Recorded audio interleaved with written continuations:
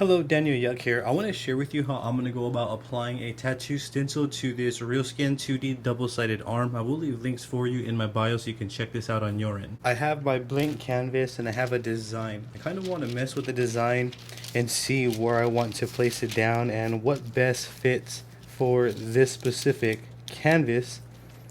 And then once I find a comfortable spot, I'm going to begin to apply a stencil applicant. I think that having the mouth area closer to right here would be better, and having some mandala pieces coming right here. I can also use shading to divide the two mandala areas from this point and this point. So I'm probably going to go that route. I'm going to be using Greencard to apply this stencil, and I'm going to put a generous layer over the entire area that I'm going to be placing the stencil on. From here, I'm going to dab it away to remove any excess Greencard here. I prefer Greencard over Speed Stick because Greencard appears to be a bit more tacky. From here, I'm going to begin to line the stencil up, and I'm just simply going to apply it. So I'm going to do this as best I can. I also want the design to be lined up with the arm. And I also want the eyes both to be on there as well.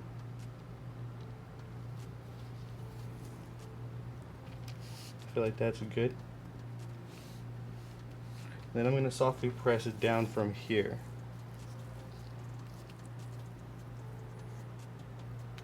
I don't really want to get any of the stencil over the existing stencil, so I'm just going to do my best to kind of stay around the area. If I do, I'll wipe it off before I let it dry. I'm not smearing, I'm not pressing down too hard or going like that. I'm just applying a little bit of pressure, giving it a little bit of time for the stencil to stick to the skin here.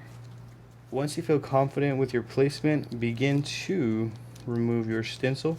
So you can see some of them came out, some of them didn't here. What I can do is I can simply place it back down and then press in this area to see if I can apply that line a little bit more. So essentially I'm just trying to work the stencil into the fake skin there. And you can see I got more of a line there that I can work with. It's not bad at all though. And these are the results right here.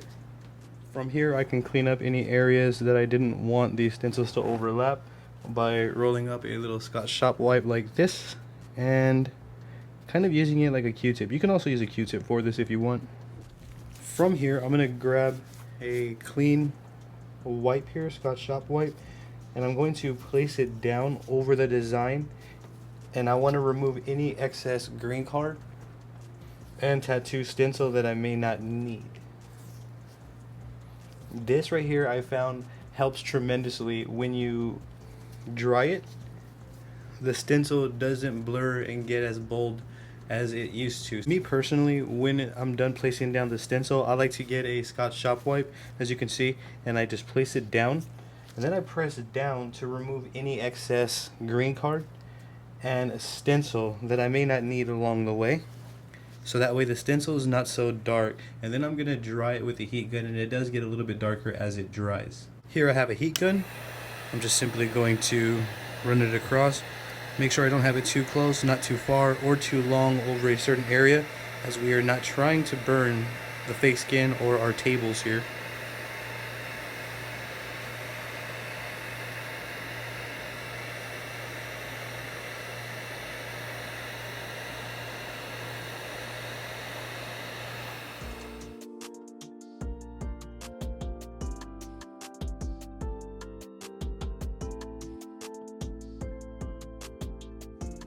And that's how I go about applying tattoo stencils to fake skin.